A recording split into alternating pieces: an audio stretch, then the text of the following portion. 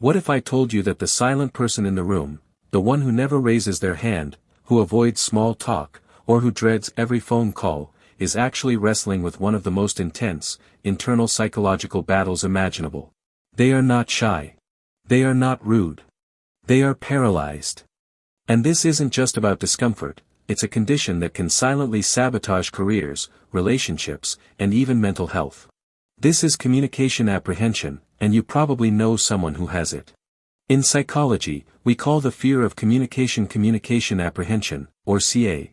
It's a profound, persistent fear of, and anxiety about, either real or anticipated communication with another person.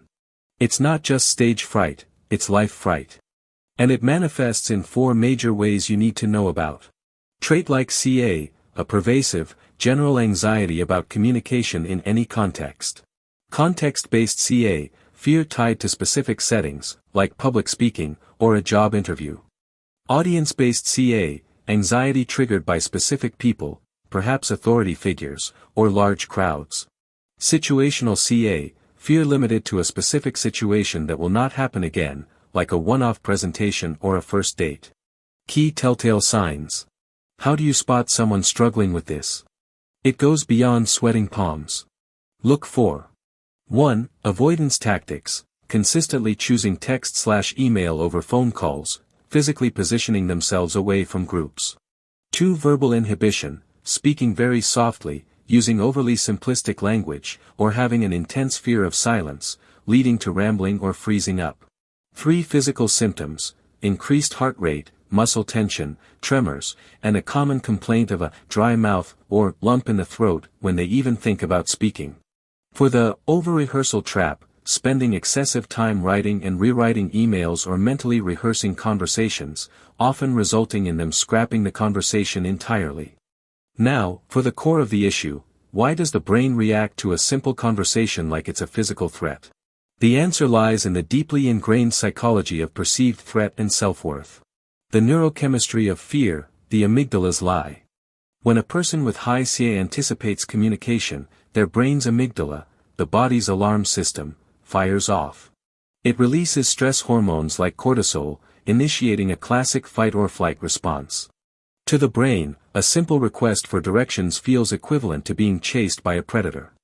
The impulse, therefore, is to flee, which translates to silence or avoidance. The psychological mechanism, fear of negative evaluation. The fuel for this fire is the fear of negative evaluation, FNE. This is the central psychological dynamic. People with CA are often convinced that their every word will be scrutinized, judged, and found wanting. They are not afraid of speaking, they are afraid of failing in front of others. The root causes, where this starts. This fear is usually not random. It often stems from 3 deep sources. 1. Past trauma or negative experiences, a history of being mocked, belittled, or heavily criticized for their speech or ideas in childhood. A teacher's harsh critique, a parent's dismissal, or relentless teasing can program the brain to associate speaking with pain. 2. Perfectionism and high standards, they often hold unrealistically high standards for themselves. If they can't articulate their thoughts perfectly, they choose silence, believing it's better to say nothing than to say it wrong. 3. Low self-efficacy, a core belief that they are fundamentally incapable of communicating effectively.